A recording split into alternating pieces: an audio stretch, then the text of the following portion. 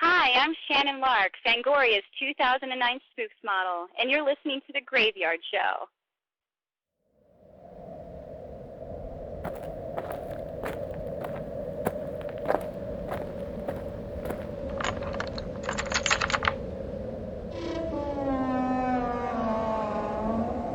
Welcome to the Graveyard.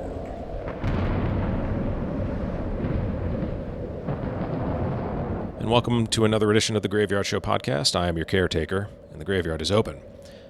Well, a lot has certainly happened since I last uploaded my previous shows, my interviews with author Kim Paffenroth, so much so that I thought it might be wise to lay low for a while during this unexpectedly tumultuous 2020.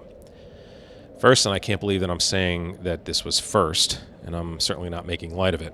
We had a global pandemic that really hit hard in February and March, so much so that most of the world had to shut down their economies and have people shelter in place. Then here in the United States, we had some very sad and unfortunate incidents of police shootings and police brutality that cost people their lives. Follow that with 5 weeks plus of protests due to those events.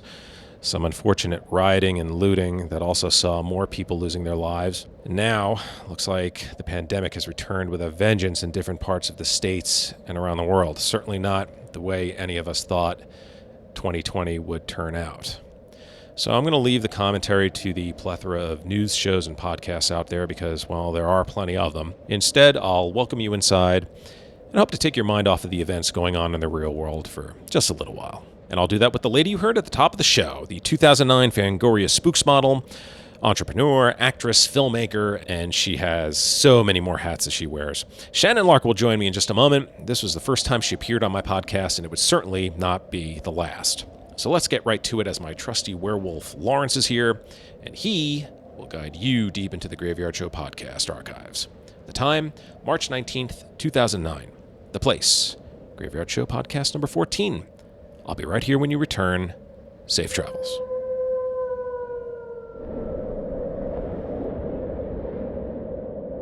Shannon Lark has an impressive list of credits at such a young age. She's the first ever Spooksmodel for Fangoria magazine. She started the Chainsaw Mafia, which is a production company created and executed by women. She also started the Viscera Film Festival, which gives recognition to today's female horror filmmakers that are making a difference in the genre. Shannon was also the manager and dancer for the zombie dance troupe The Living Dead Girls. She competed for the After Dark's Ms. Horror Fest in 2007. She played Annie in Evil Dead Live and has written for internet sites as well. Shannon, I think I got all of them in. Did I miss anything? Well, you missed a lot, but, we can go over that. Now, actually, all of this came from you seeing the ballet of Romeo and Juliet. Is that right? That's very true. I was 4 years old. My mom took me to see a relatively gruesome rendition of Romeo and Juliet, and when it came time for the star-crossed lovers to die, these gigantic red metallic mylar streamers burst out of their chests and exploded hundreds of feet into the air. The ballet dancers fell over each other gracefully, and it was at that moment that I realized that that was death, and that was my first association with death. So instead of watching my puppy's head getting hacked off or anything like that, or by a lawnmower, my poor kitty, that's how I experienced and how I still view the act of dying and going from this world into a doorway into the next. Now, how long was it before you started watching horror movies if you saw Romeo and Juliet? It actually took a couple years. I would go to the video store with my mother, and we would, go around. She would get, the romantic comedies or, the really light Shirley Temple films, so it wouldn't scare me. And then I would go and pick up anything gruesome off the shelf. So, any Puppet Master sequel or anything, where somebody, there's a picture of somebody's eye getting gouged out or anything like that, any Lucio Fulci film. And I would try to sneak it into her basket, but, it never worked. Wow. Yeah. Okay. So I started watching films later, about 9 years old, and, watching horror films. But the first horror film I ever saw was David Lynch's Elephant Man. Okay. And I know that some people don't necessarily think that's a horror film, but I was 7 at the time, and my family had just moved to New Mexico. I was all alone, and I just remember the scene where they hold up the mirror to his face, and he starts screaming because he's looking at his own reflection. I was terrified. Okay. So that just kind of kicked me into like a kind of a different realm for horror that I'm interested in. Mm-hmm. You know, I'm more interested in psychological films that just really, really with your head. Did you look at any of the early Scream queens as sort of a model for you, or was there something else that caught your interest? You know, honestly, you know, at 4, I had no idea even what a Scream queen was. So initially, it was going to the play and seeing, you know, the act of dying on stage and the way that their bodies fell over each other really gracefully, you know, with the music and, you know, the dancing. It was so beautiful to me. So that's really what got me hooked. Mm-hmm. And I didn't really start finding out about Scream Queens until I was in high school. And I was renting, you know, as many horror films as I could, and I started getting more of my education, as you can call it, of the genre. So, you know, one of my favorite Scream Queens is Frances Bay. She's amazing. She's got to be 93 now. She's awesome. She's in a lot of David Lynch's work. Mm-hmm. So, yeah, I usually like actors and actresses that are not conventionally beautiful, not necessarily the most popular. Yep. You know, the ones that have like the really weird bit roles. Yeah, sure. That's who I really respect. Okay. Now, your first horror film that you did was in college, if I'm correct, and it was called Blood in the Sand. It was in high school, actually. High school? Okay. So what was that experience like? That was interesting. We had like a Marilyn Manson soundtrack, and we like painted this one of the actresses like a clown, and we like set her in this closet. We put on a strobe light, and you know, you're in high school. You know, it's that sort of stuff is really fun. So. Yeah, the movie is about what could potentially happen if we, you know, keep on with the proliferation of nuclear bombs, because so many countries now have nuclear bombs, and it's a real threat. I mean, that's absolutely horrific. That, you know, it's insane potential disaster, and what happened to Hiroshima because of you know, we dropped a nuclear bomb on them. I mean, they're still feeling effects. So where I grew up 15 minutes away from Trinity site, where the government tested the very first atomic bomb. And a lot of people have weird diseases, really strange stuff. Yes, so, you know, it was kind of just material that I kind of knew. Mm-hmm. So I worked, you know, you got to do what you know. Got to do what you know. Sure. Well, now, did that create a spark for you to be a filmmaker behind the camera, or did that encourage you to do more work in front of the camera? Oh boy. Well, my filmmaking didn't really take off then. Okay. Like, that was like a group, you know, I directed it, but it was a group project, you know, so it wasn't even my camera. My family we couldn't even afford a camera. We couldn't even afford, like, you know, a nice still camera. Mm-hmm. So, my filmmaking actually didn't take off until I was 20. Okay. So, yeah, but I had been in theater, you know, most of my life. My sister was a theater director by the time she was 13. So I had done a lot of acting. Yeah, I know. So I'd done a lot of acting in theater already. So acting is really my first love. That's just really what I love to be in the spotlight, you know. But directing is wonderful because, especially as a woman, you can, you know, you can have the control. So you don't have to wait around for some director or producer to be like, all right, kid, I'm going to put you in a movie. It's like, no, you know, just do your own movie. Just do it, you know, and then opportunities will come to you. Well, now, being a woman at a young age working in the horror industry, the horror genre part of the industry, did you ever have that feeling where women were looked at as inferior or as objects, or did that even exist? Well, I think there's always going to be people who look at women as objects. or as inferior. It doesn't matter what genre. I think that's just kind of a given with, you know, human sexuality, that, you know, there's just going to be people, you know, but I don't ever think that people treated me like that. I don't think that a lot of people who watch horror films look down on women or think of them as just sexual objects to stare at, you know? Yeah. So I think that women actually have a lot of respect in the horror genre, and for people outside the genre who don't really get it, and they don't understand why we would watch something violent, they tend to think that. And it's just, you know, I always say, you know, is the stripper being exploited or is she exploiting? You know, it's, you can't really look at the world like with black and white, you know, views, especially now. You know, everything's gray. So it really depends on the woman's choice.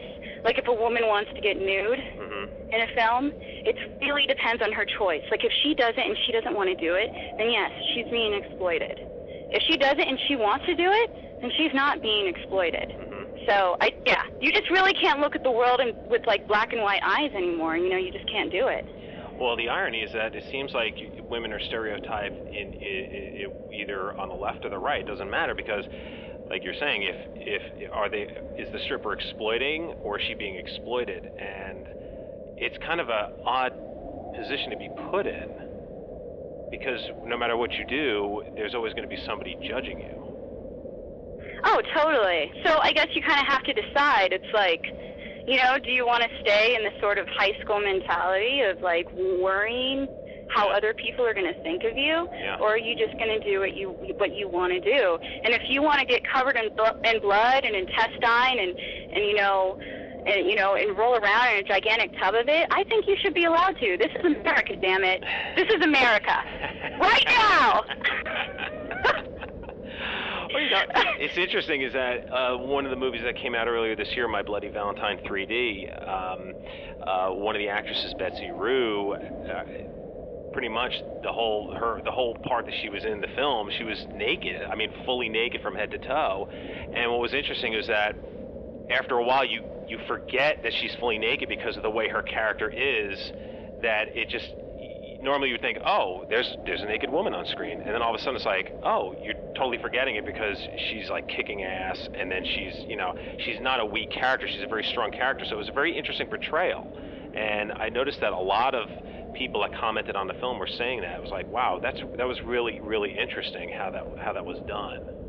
Man, I bet the feminists just ate that up, you know, like the radical feminists. Oh, yeah, I know, I totally understand what you're saying. You know, and I just think that there's so many different types of feminism. It's just, you know, women don't know, you know, many women are just very confused on what type of feminism. Many women don't even know what feminism is because there's just so many different kinds. So, you know, I think that, you know, even though we've come a long way, you know, this gender, we still have a long way to go. You know, and there's just so many different types of personalities and different kinds of women. You just can't be like, well, that's good and that's bad. Because what's good for you might not be good for another person. Well, that's it. Let's talk about that. You started the Chainsaw Mafia. At what point did you get the idea to create that? It was 6 years ago, maybe 7. Yeah, I was just starting out. I realized, it just hit me, like I had been searching my whole life on what I really wanted to do, and I was like, I want to act and I want to direct horror films. That's what I want to do. So I started reading books and started looking online, and there, you know, besides Pretty Scary.net, it's run by Heidi Martinuzzi. She's a awesome woman. Fantastic person. There wasn't really anything on the web that said, hey, if you're a beginning horror filmmaker or whatever, come and talk to us and we'll give you advice and this is what you need to do. Because to somebody who's looking at filmmaking from an outside perspective and have never really done it before, maybe like the short film that I did, but that's it, then, it can be very intimidating. And I feel like for many women, maybe that's why they aren't getting into filmmaking, because there aren't, and I'm not just saying strictly the horror genre. Sure. That men definitely dominate the film industry and every other industry, except motherhood, of course. But, that might not last forever. But, yeah. So basically, I wanted to create, I thought, wouldn't it be great if there was a place for people to go to so that they can, they can ask advice, and they won't feel stupid for asking the questions that they have, And so, I developed the Chainsaw Mafia, and it's been great because even though it's relatively early in my career, it's brought people to me. I've had to seek out many people, but with the website and with the popularity that's growing, and all the artists and all the people who are getting involved with it, we're doing so much promotion for people, and people are selling their artwork, and films are being made. Directors are finding special effects artists and writers and producers. So it's become such a big deal that now women who haven't even made a horror film are contacting me, or men, and they're saying, okay, I need your help. What do I do? What's the first step? So that's wonderful because it gets people off the couch and actually gets them creating. Well, Shannon, you're kind of like the new version of Roger Corman. I mean, people are coming to you to make low-budget horror films, and they're getting all this experience, and it's sort of like this little film school of people getting together, saying, "Hey, let's go." It's like the old black and white movies, Mickey Rooney and Judy Garland. Hey, let's go put on a show. And that's essentially what it sounds like with the Chainsaw Mafia. People can get amazing opportunities and get great experience and really learn with other with their peers. Now, where did you get the name the Chainsaw Mafia? Where'd that come from? I wanted to create, I wanted to create a name that had, a feeling of family, of unity. I was never, until now, I was never very close to my family. So my friends were always, my closest. They were basically my family. So I decided that that's what the horror genre needs, especially for independent filmmakers. So Mafia just came really naturally, and then chainsaws. I love chainsaws. You probably have picked that up. I dance with a chainsaw on stage. Yeah. I hadn't done that yet though, so I don't know. It just popped into my head, and I was like, that's perfect. And it took me about a year to get a side up, and then I had the side up for like 2 years, and then I had it remade.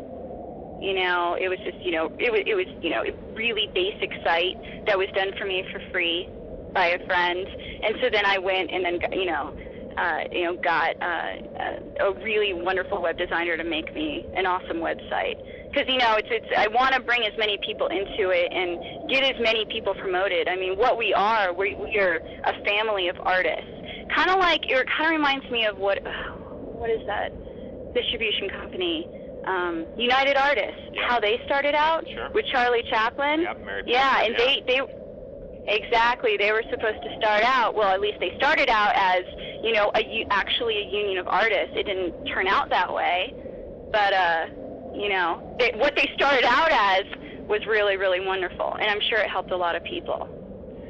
The Chainsaw Mafia on the website says that Chainsaw Mafia believes that the term Scream Queen has changed its meaning. Can you tell me what the new definition would be? Sure, I'd love to. Let's see here. Well, I think that being merely an actress for a scream queen, acting is a wonderful thing. That's definitely my first love. But we definitely believe that women, especially in these times, should be pushing themselves and taking a little bit more control over their careers and having more knowledge so that when they do get on the set, they actually know how it feels to be a director and the writer and the producer and the caterer, and the sound person. They should really, and the gaffer. You should learn every single position on a film. Get yourself on a short film and cook for them. Don't think of it as degrading. Because if it wasn't you, it's probably going to be a man. So it's not. It's that sort of position isn't degrading. Learn how difficult it is to hold a boom mic for 10 minutes. With your arm shaking. Because you just have to get this very specific shot. So yeah, basically we're trying to get women to really come out of the fold and not just take on acting. We think they should totally act. Women should act. But, they should also learn every other position on the set. That is the new version of the Scream Queen. And I think that she'll just be so much more intelligent and, she'll also become a better actress because then she knows how it feels to work in every single position on the set. I have to get you down to Hollywood, and I have to have you teach a class, because I can't tell you how many people do not want to do the labor. They just want to show up and be the producer, the line producer, the director. A lot of filmmakers nowadays just don't want to learn the positions, and they don't understand how important it is to learn those so they know what their crew members do on a shoot. Oh yeah. And I just feel like if you don't learn every position, this might not be the case in everyone because everyone is different, but I think it can breed ignorance and it can breed divas, and that's not appropriate. I don't feel like that's appropriate on a film set. Everybody is working together. You don't just show up on set and order people around. Everyone there is creating the film. If the cinematographer wasn't there, you wouldn't be making that film. True. It's important that everybody has the same amount of respect and regard. As every human should get, respect and regard from every other human and animal on this planet. So here I go. I'm going to go off. So anyway, let's go on to the next. Yeah, so basically you should respect everybody around you. And I think that working in the different positions on a film set, you will learn how to very, very quickly. Any future filmmakers out there, that is the best advice anyone has given on this show, and it's only been around. The show's only been around for about 3 months now. But I will say this, I will play this over and over and over again to any film student, what you just said about learning every position, because it is so true. It is so true. So filmmakers, future directors, get your butts out there and learn what all the other positions are. That is such good advice. And I think it's especially, very important for Scream Queens because, I think that, what am I trying to say here? Besides the fact that they can learn how it is to, be everyone else on the set, and not be in the spotlight, and to be, working your butt off, in the heat or in the cold or however, whatever situation that you're in. It's important to know what they're getting themselves into. So I would really, really love to, in the near future, maybe in a couple years, maybe sooner, have a Scream Queen camp. What a great idea.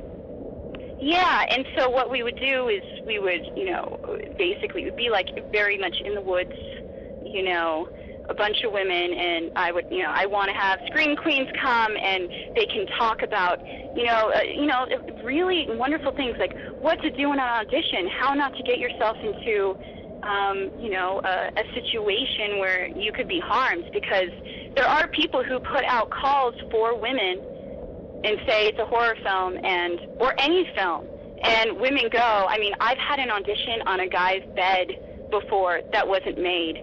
I can't believe I let myself go that far. Yeah. But we went to go to an audition, and he brought me to his house and then into his bedroom. Wow. And I was absolutely mortified. Nothing happened, but I was like, man, I can't let myself get in this sort of situation. How'd you get so anyway, out? we'd have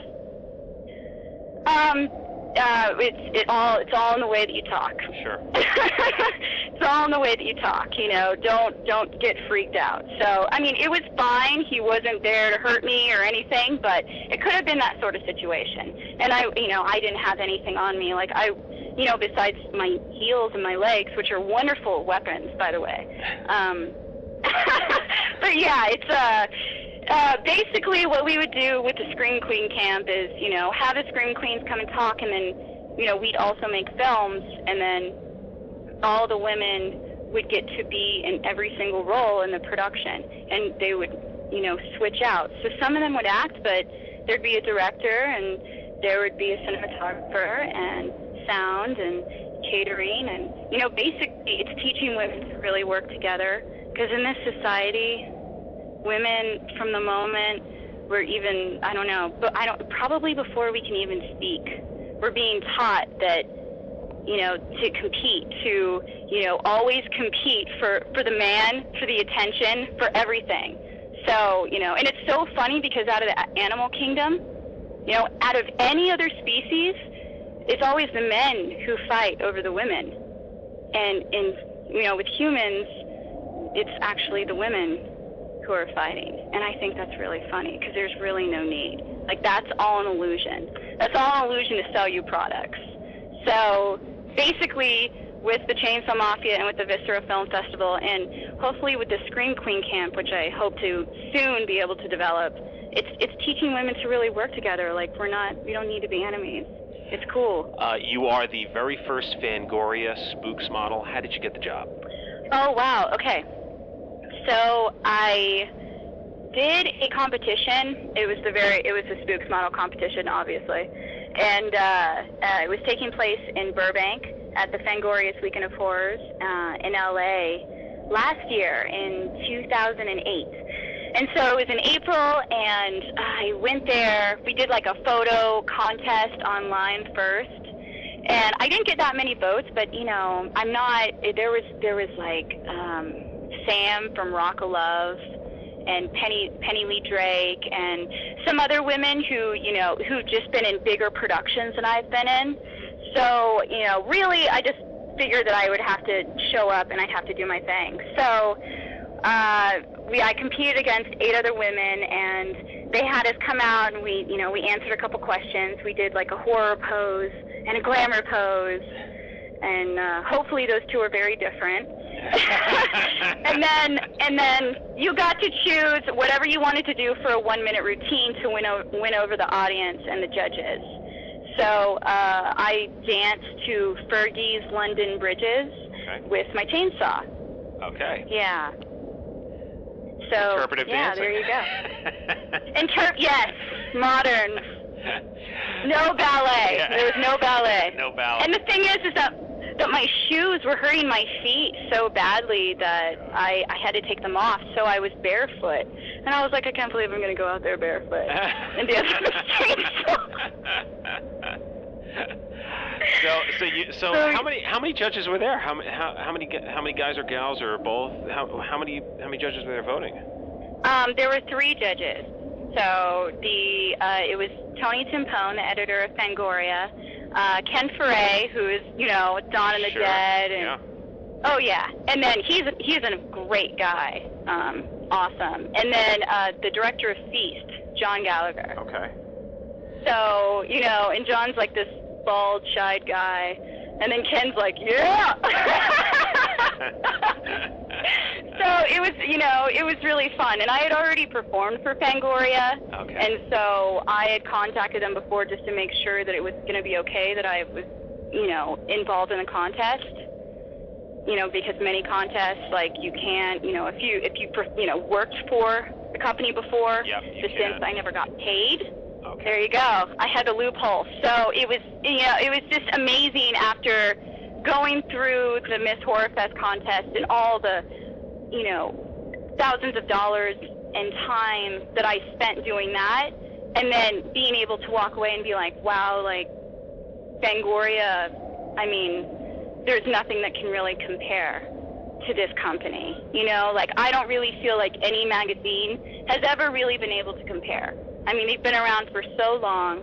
I'm absolutely thrilled and just completely dedicated to the company. And they've treated me with absolutely nothing, absolutely with respect the entire time. So, I'm thrilled. As a spooksmodel, what are your responsibilities? Let's see here. I have to go to every single one of the Weekend of Horrors conventions. So I'm about to take off now. I'm leaving tomorrow at 5 in the morning to drive to Chicago. Wow. Yeah, so that's March 4th, or well, whenever I get there. It'll be March 6th through the 8th. Yep. And then we have LA, and that's April 17th to the 19th. And then New York City, which is June 5th through the 7th. Great. So what I'm going to be doing is performing at every single one of the conventions, and then I'll have a booth, during the day. And then we might be doing some other appearances. The economy is just really weird right now. So we're just kind of waiting to see how that goes. And then, I do interviews, and, they're promoting me on the site as much as they can. And I also write for the website now, and I do this column called Chronicles of a Serial Killer. And so it's based off of my character, the woman with the chainsaw. And what I do is I basically strip people of their skin and then make them into high fashion clothing items.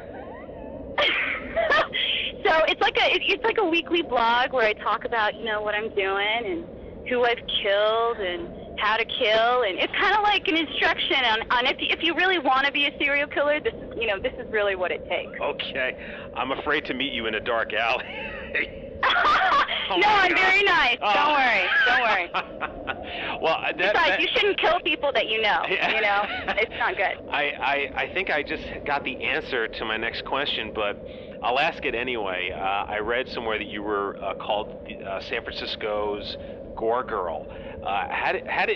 Crazy question, but how did you end up with that title?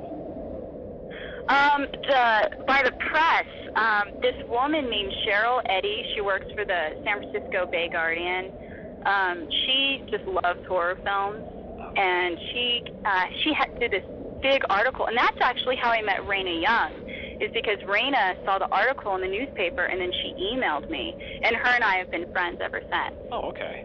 So this woman penned me as San Francisco's Gore Girl, and so, I really like the title, but, I feel like in a lot of photography, I've been depicted as a little girl, and so I'm really trying to get away from that. Okay. Yeah. So, no, it's totally fine to call me that, but, that's the history of the Gore Girl, the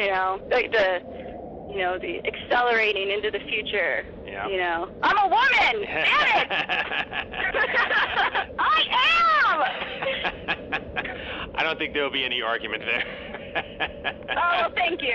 You had mentioned a little while ago about the Viscera Awards. Really quickly, for those that don't know what the Viscera Awards are, can you just explain that? Okay, the Viscera Film Festival is a festival for women. What we do is we accept films that are directed or produced by women, and whoever is officially selected, their films go on a DVD. And so we had Viscera 2007, and what we do is we work with other film festivals and sponsors such as like reviewers and websites and artists and all sorts of things like that. And the film festivals, they look at their films for free. So I send the film to the film festival, and then their film might get screened. It depends on what the film festival wants. Okay. So we've had films that have gotten awards all over the world. And so Viscera 2007 is still in circulation. So Viscera 2008 is just about to come out, and it blew me away, the entries that we received. So it's definitely for women. Especially, I emphasize women who are just starting out. Like, we want to help you get your feet just a little bloody and then see if that's the career move that you want to do. Yeah. And if they want to submit their films, or if they want to find out more, they can go to what website? thechainsawmafia.com. You can submit your films to us anytime you want. Anytime you want. So there's definitely an address on there. Just shoot them over to us. Send me an email. You can send it to me digitally. We'll do a review of your film. We'll just try to promote you as much as possible. Even if we don't accept it into the festival, we still honor tons of women on the site, and just let people know that there are women horror filmmakers. So we're just really trying to, gather up as many women and trying to promote them as much as possible. You were in Raina's documentary, yes? Welcome to My Nightmare? Yes. And what was that experience like, working with Raina? Oh, working with Raina is always wonderful. Honestly, she's just, I don't even know how to describe her. She's one of those diamonds in the rough. Yeah. That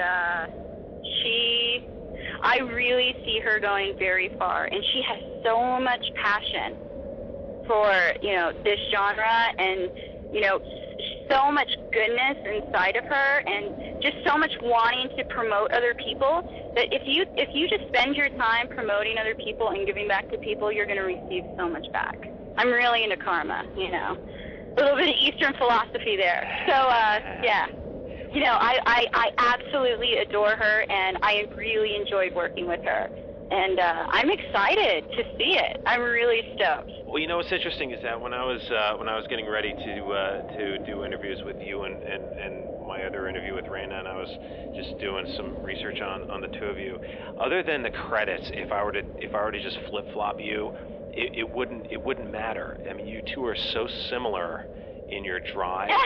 And just how, you're both really, really good people, and it's really interesting how two very similar people are going down the same path, and your success, I think, is proving that. I totally agree with you.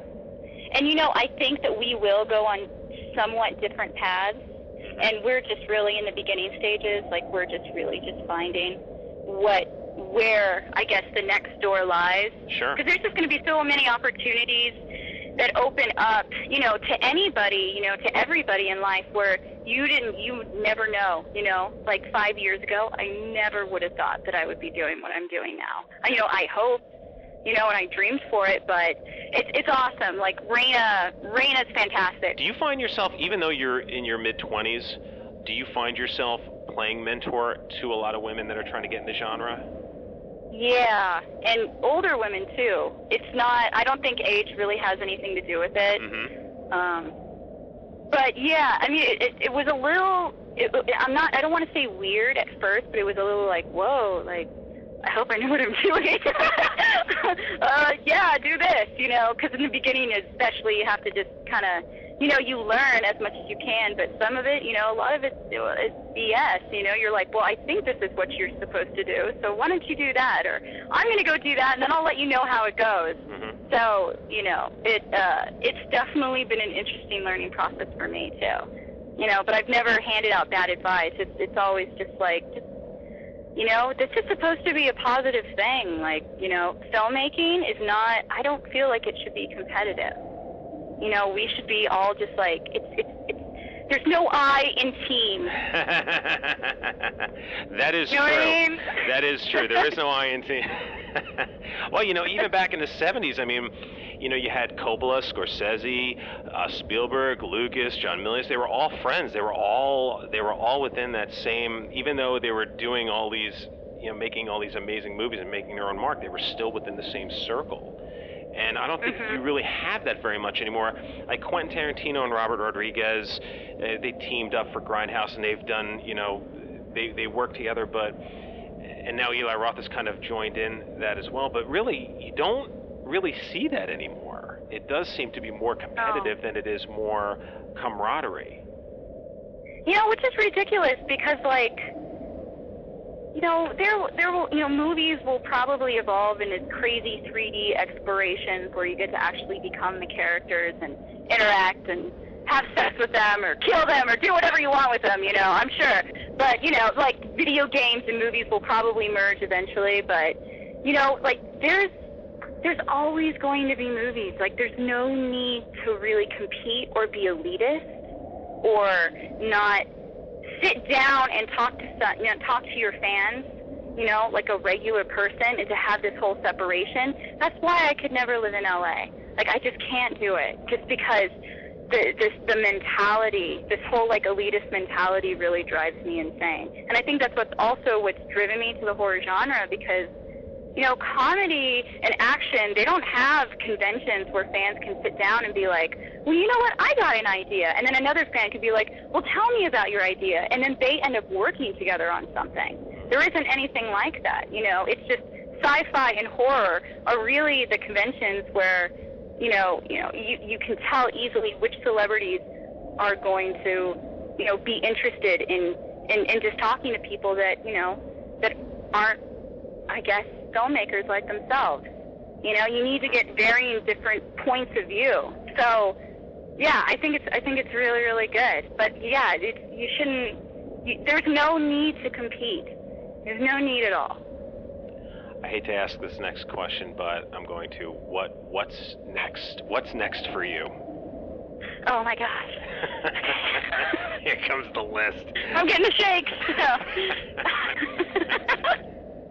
I'm writing a feature length right now. I've written 5, but is that all? Yeah. I'm not saying all of them were good. But yeah, that's still 5 more than a lot of writers have written, I can assure you. Right.